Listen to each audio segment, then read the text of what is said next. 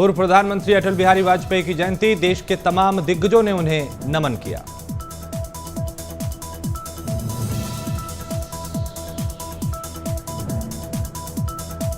2014 से आज के दिन को सुशासन दिवस के रूप में मनाया जा रहा है। अटल बिहारी वाजपेयी का जन्म 25 दिसंबर 1924 को हुआ था। वहीं अटल बिहारी वाजपेयी की जयंती पर जिला और महानगर में 3600 से अधिक बूथों पर कार्यक्रम आयोजित किए गए। साथ ही केंद्रीय गृह मंत्री अमित शाह ने ट्वीट करके कहा, मैं अटल जी ने अपने अडिग सिद्धांतों व अद्भुत कार्यों से देश में एक अलग जगह बनाई थी और मैं उन्हें नमन करता हूं। रक्षा मंत्री राजनाथ सिंह ने पूर्व प्रधानमंत्री अटल बिहारी वाजपेयी के लिए लिखा कि मैं अटल जी को उनकी जयंती पे नमन करता हूं, वो एक महान राष्ट्रवादी थे। सीएम योगी ने पूर्व प्रधानमंत्री के लिए लिखा कि भारत रत्न अटल बिहारी वाजपेयी जी की जयंती के अवसर पे उनकी प्रतिमा पे श्रद्धा सुमन अर्पित कर उन्हें श्रद्धांजलि अर्पित करता हूं। वहीं सीएम योगी ने कहा कि अटल जी की पावन स्मृतियां हमारे हृदय में सदैव जीवंत रहेंगी।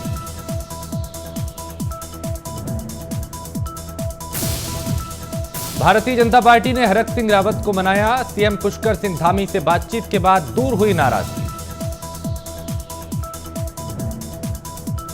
हरक सिंह रावत की मेडिकल कॉलेज को लेकर नाराजगी थी, लेकिन सीएम धामी ने आश्वासन दिया, तब जाकर रूठे हरक सिंह रावत की नाराजगी दूर हुई। कानपुर में बड़े इत्र कारोबारी पीयूष जैन के घर पे छापेमारी में कुल 180 करोड़ बरामद किए गए हैं। टीम को नोट गिनने के लिए 6 मशीनें मंगानी पड़ी।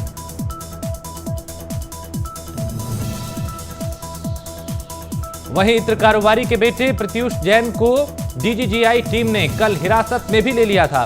पहली खेप में 13 डिब्बों में और दूसरी खेप में 17 बॉक्स में रख के रिजर्व बैंक में जमा कराया गया पैसा।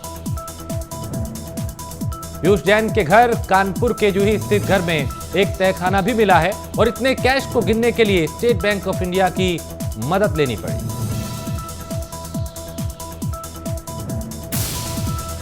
कोरोना पाबंदियों के बीच दुनिया भर में मनाया जा रहा क्रिसमस का त्योहार, प्रधानमंत्री ने देशवासियों को शुभकामनाएं दी। प्रधानमंत्री ने अपने ट्वीट में लिखा, सभी को क्रिसमस की बधाई। हम यीशु मसीह के जीवन और महान शिक्षाओं को याद करते हैं, जिन्होंने सेवा, दया और नम्रता पे सबसे अधिक ध्यान दिया। कोरोना पाबंदियों के बीच लोग इसे मना रहे हैं। दिल्ली, मुंबई, कोलकाता समेत देश भर के गिरजाघरों में प्रोटोकॉल के तहत प्रार्थनाएं की जा रही हैं।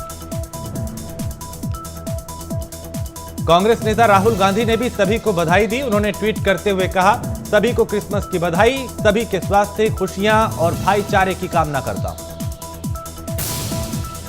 उत्तर प्रदेश में आज से लागू होगा नाइट कर्फ्यू। रात 11 बजे से सुबह 5 बजे तक रहेगी पाबंदी। ओमिक्रॉन के बढ़ते खतरे को लेकर कदम उठाया गया। साथ ही शादी, विवाह और अन्य सार्वजनिक आयोजनों में कोविड प्रोटोकॉल के साथ अधिकतम 200 लोगों के ही शामिल होने की अनुमति होगी।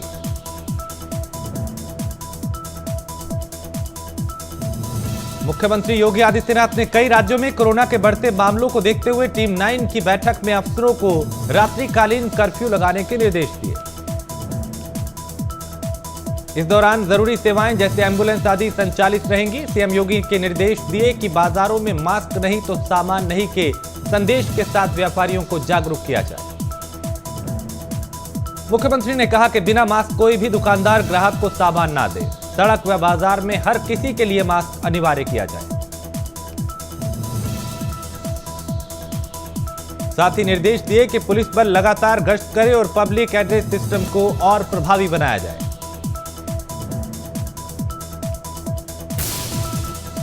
देश में बढ़ रहा कोरोना का ग्राफ, साथ ही साथ देश में मौत का आंकड़ा भी बढ़ने लगा है।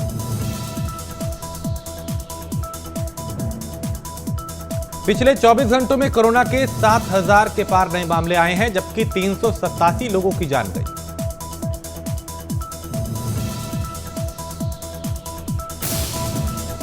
कोरोना का नया वेरिएंट ओमिक्रॉन भी अब तेजी से अपने पैर पसार रहा है। देश में अब तक इस वेरिएंट से 350 से ज्यादा लोग संक्रमित हो चुके हैं। ओमिक्रॉन के खतरे को देखते हुए दिल्ली और महाराष्ट्र समेत कई राज्यों ने अपने यहां पाबंदियां लगाना शुरू कर दिया है।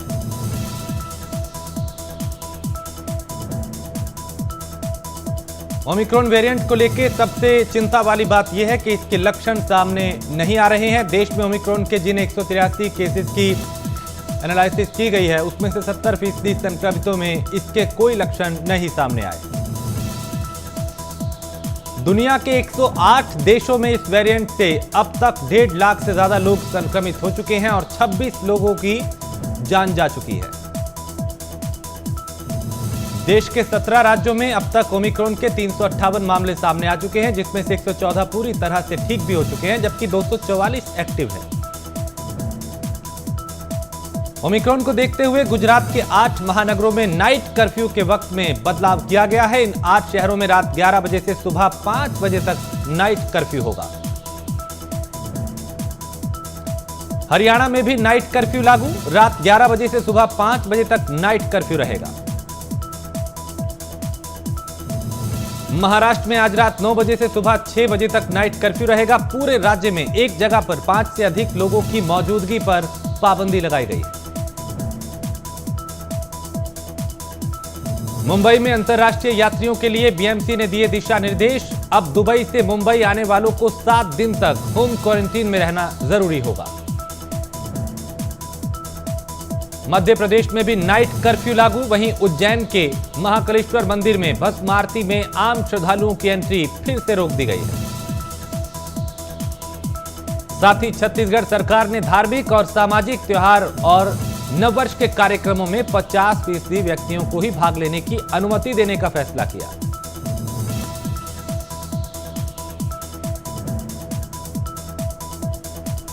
सरकार ने कहा कि विश्व कोविड-19 के चौथे उभार का सामना कर रहा है और ऐसे में हमें अपनी सतर्कता खासकर साल के अंत में होने वाले उत्सवों के दौरान बनाए रखने की जरूरत है।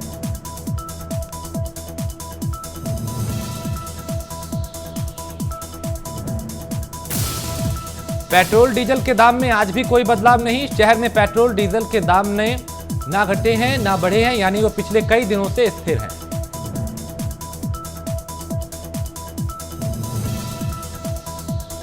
अंतर्राष्ट्रीय बाजार में कच्चे तेल के दाम देखें तो इसमें तेजी देखने को मिलेगी और नामेक्स क्रूड 1% की उछाल के साथ $73.76 प्रति बैरल पे कारोबार कर रहा है। दिल्ली में पेट्रोल की कीमत ₹95.41, जबकि डीजल के दाम ₹86.67 प्रति लीटर है।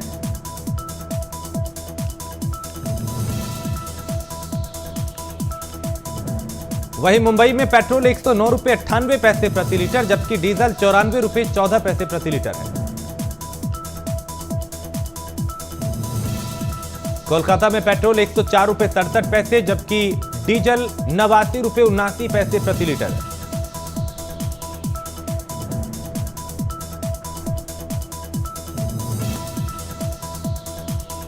वहीं चेन्नई में पेट्रोल ₹104.67 प्रति लीटर, जबकि डीजल ₹89.79 प्रति लीटर के दाम पे बिक रहा है।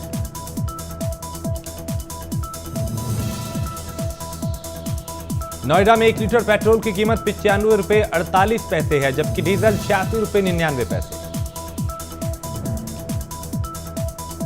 वहीं बात गाजियाबाद की करें तो यहां पे 1 लीटर पेट्रोल ₹95.29 का, जबकि डीजल का दाम ₹86.80 प्रति लीटर है।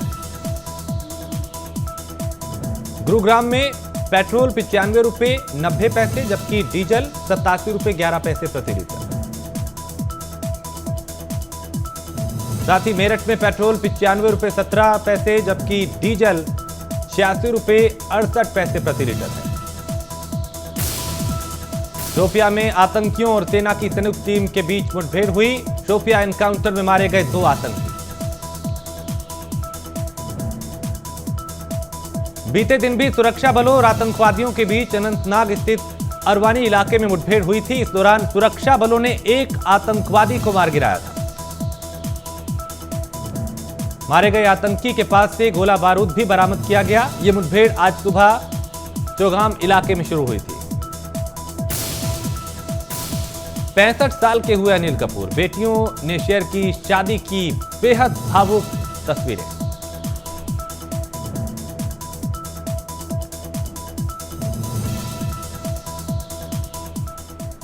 और इस वक्त एक बड़ी खबर आपको बताएं, रायबरेली में ओमिक्रॉन ने दस्तक दी है। ओमिक्रॉन का एक मरीज मिलने से इलाके में हड़कंप मच गया। कुछ दिन पहले विदेश से यह युवक लौटा था जो अब इस संक्रमण से संक्रमित पाया गया है और पूरे इलाके में इसके बाद लोगों में काफी डर है, क्योंकि अब ओमिक्रॉन के जो मामले हैं वो बढ़ने लगे हैं और अब रायबरेली में कोरोना के इस नए वेरिएंट ने दस्तक दे दी है। हालांकि इसी के चलते कई पाबंदियां अब कई राज्य सरकारें लगाना शुरू कर चुकी हैं और आज रात से उत्तर प्रदेश में भी नाइट कर्फ्यू रहेगा, यानी रात 11 बजे से सुबह 5 बजे तक नाइट कर्फ्यू होगा। ये पाबंदियां कोरोना के बढ़ते प्रभाव को देखते हुए लगाई जा रही हैं।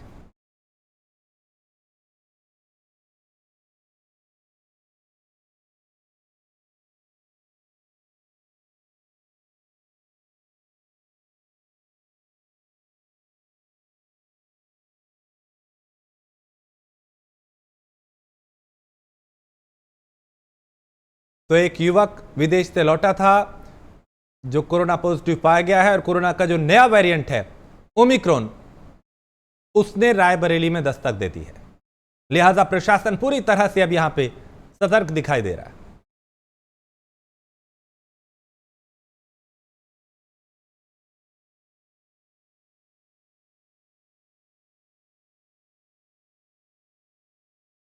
और इसी के चलते सरकार ने नाइट कर्फ्यू लगाने का फैसला लिया, क्योंकि कोरोना धीरे धीरे फिर से बढ़ने लगा है और इसके मामले जो हैं वो एक बार फिर चिंता बढ़ाने लगे हैं।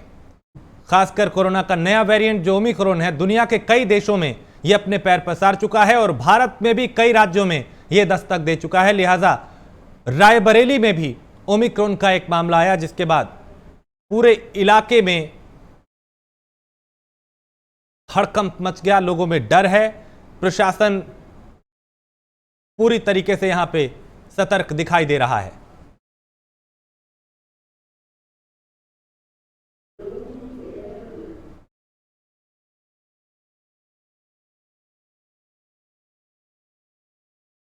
तो मरीज मिलने से इलाके में हड़कंप मच गया और स्वास्थ्य विभाग पूरी तरह से अलर्ट है।